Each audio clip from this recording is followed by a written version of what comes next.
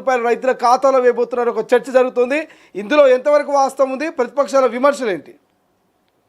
Thank you Srisailam. ఎట్టకేలకు రైతు భరోసాకు సంబంధించి ప్రభుత్వం అయితే ఒక అడుగు ఒక అడుగు ముందుకు వచ్చిందని చెప్పుకోవచ్చు. ఎందుకంటే ఇప్పుడు రైతు భరోసాకు సంబంధించి కూడా 3 విడతల్లో భాగంగా అని చెప్పేసి కూడా గవర్నమెంట్ ఇచ్చే కొన్ని లీక్లు అయితే వస్తున్నాయి. మొదటి విడతలో భాగంగా సిద్దిపేట జిల్లా నుంచి రేవంత్ రెడ్డి ముఖ్యమంత్రి ఆధ్వర్యంలో రైతు భరోసా నిధులైతే విడుదల చేస్తున్నారని చెప్పేసి మనకు సమాచారం ఉంది. తొలి విడతలో భాగంగా 70 లక్షల మంది రైతుల ఖాతాలోకి 1 ఎకరం వరకు మాత్రమే. ఎందుకంటే గతంలో కేసీఆర్ ప్రభుత్వంలో చాలా 100 ఎకరాలు కూడా రైతు బంధు నిధులు అనేసి ఇచ్చారు. చాలా వరకు అది దుర్వినియోగం అయింది. మా ప్రభుత్వం వచ్చిన తర్వాత దాన్ని సరి చేస్తామని చెప్పేసి గత కాంగ్రెస్ ప్రభుత్వం సంబంధించి అంటే కాంగ్రెస్ పార్టీ ఏదైతే హామీ ఇచ్చిందో దానికి సంబంధించి తొలి విడతలో భాగంగా మాత్రం 70 లక్షల మందికి ఈ 3,590 కోట్లు బదిలీ చేయనున్న ముఖ్యమంత్రి రెండో విడతలో భాగంగా మళ్ళీ ఒక 20 రోజుల తర్వాత 2,650 కోట్లు చేస్తారని చెప్పేసి చెప్తున్న పరిస్థితి. మరో పక్కన ఏప్రిల్ నెలాఖరు లోపు 3వ విడత మొత్తం రైతు భరోసా నిధులైతే విడుదల చేస్తామని చెప్పేసి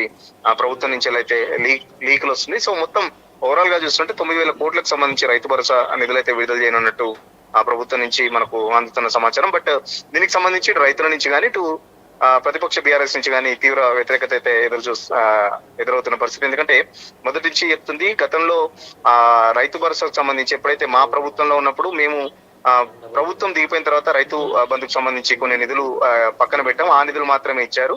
రేవంత్ ప్రభుత్వం వచ్చిన తర్వాత ఒక్కసారి రైతు భరోసా వీళ్ళైతే కాంగ్రెస్ పార్టీలో అంటే అప్పుడు ప్రతిపక్షంలో ఉన్నప్పుడు ఇదే రేవంత్ రెడ్డి రైతు బంధుకు సంబంధించి 12,000 ఎందుకు, మేము మా ప్రభుత్వం వస్తే 15,000 ఇస్తాం, అట్ ద సేమ్ టైం రైతు కూలీలకు ఇస్తామని చెప్పేసి చాలా పెద్ద ఎత్తున రైతులకు సంబంధించి హామీలు ఇచ్చిన పరిస్థితి. బట్ దానికి సంబంధించి రైతు బంధు గానీ ఇటు రైతు భరోసా గానీ ఎక్కడ నిధులైతే విడుదల చేయని పరిస్థితి. సో ఈ రోజు నుంచి కూడా అసెంబ్లీ సమావేశాలు స్టార్ట్ అయ్యాయి. సో ఈ రోజు అసెంబ్లీ సమావేశాల్లో భాగంగా గవర్నర్ ప్రసంగం కూడా అయిపోయింది. సో ఖచ్చితంగా అసెంబ్లీలో ప్రభుత్వాన్ని నిలదీస్తాం. ఎందుకంటే మా ప్రభుత్వ హయాంలో ఒకేసారి రైతు సంబంధించి రైతు బంధు నిధులైతే మేము విడుదల చేసాం. ఎంత కష్టం ఉన్నా రైతులకు మేము ఎక్కడ అన్యాయం చేయలేదు, మా మాట నిలబెట్టుకున్నాం అని చెప్పేసి బీఆర్ఎస్ పార్టీ చెప్తుంటే, బట్ కాంగ్రెస్ పార్టీ మాత్రం ప్రభుత్వంలోకి వచ్చే ముందు చాలా వరకు హామీలు ఇచ్చింది. బట్ ఆ ఒక్క హామీని కూడా నెరవేర్చుకునే పరిస్థితి. ఆఖరికి రైతులకు కూడా, ఎందుకంటే చాలా సందర్భాల్లో ముఖ్యమంత్రి కూడా ఎలక్షన్స్ టైంలో చాలా వరకు ఇప్పుడు రైతు భరోసా అప్పుడు రైతు భరోసా అంటే చాలా వరకు కాలం గడిపిన పరిస్థితి.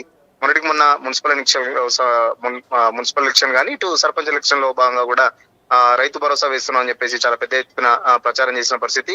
సో రైట్ సురేష్, ప్రధానంగా మా ముఖ్యమంత్రి అధికారిక వర్గాల నుంచి వచ్చినటువంటి సమాచారం చర్చ జరుగుతూ ఉంది. అయితే ఇందులో మొదటి విడత ముఖ్యమంత్రి 22వ తారీఖున రైతు భరోసా నిధులు విడుదల చేస్తారని చెప్తా ఉన్నారు. కానీ రెండో విడత 3వ విడతకు సంబంధించి క్లారిటీ లేదు. అంటే ఎకరం నుంచి మొదలవుతుందని చెప్తా ఉన్నారు. అంటే కొంత గ్యాప్ వచ్చే అవకాశం ఉందా? గతంలో కూడా కొంత 5 ఎకరాల వరకు రైతు భరోసా పర్ఫెక్ట్గా పడి ఆ తర్వాత కొంత ఇబ్బంది ఎదుర్కొన్నటువంటి సమస్యలు మనం చూసాం. సో అటువంటి సమస్యలు మళ్ళీ తలెత్తేటువంటి అవకాశం కనిపిస్తుంది ఏమన్నా?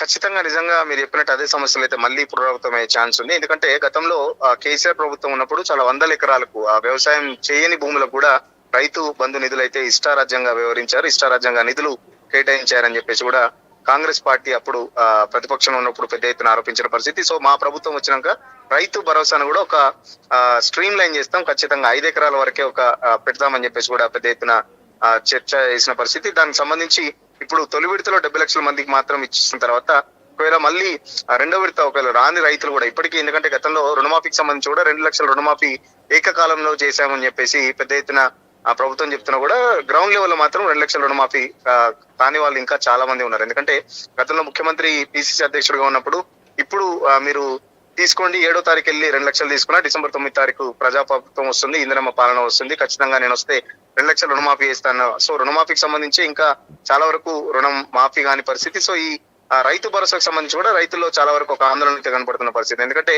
ఒకరికి వచ్చి ఒకరికి రాకపోతే ఇబ్బందులు ఉంటాయి పరిస్థితి. సో అదే right. Thank you Suresh, thank you for update. ఇది ఓవరాల్గా రైతు భరోసాకు సంబంధించి రాష్ట్ర ప్రభుత్వం ఒక కన్ఫ్యూజన్ క్రియేట్ చేసిందా అన్నట్టుగా కొంత చర్చ జరుగుతుంది. ప్రధానంగా ప్రతిపక్షాలు ఈ చర్చను చేస్తూ ఉన్నాయి. ఎందుకు కన్ఫ్యూజన్ క్రియేట్ అవుతుంది, ఎందుకు ఈ చర్చను చేస్తుంది అనేది ఒక్కసారి మనము డిస్కస్ చేసుకునేటువంటి ప్రయత్నం చేద్దాం.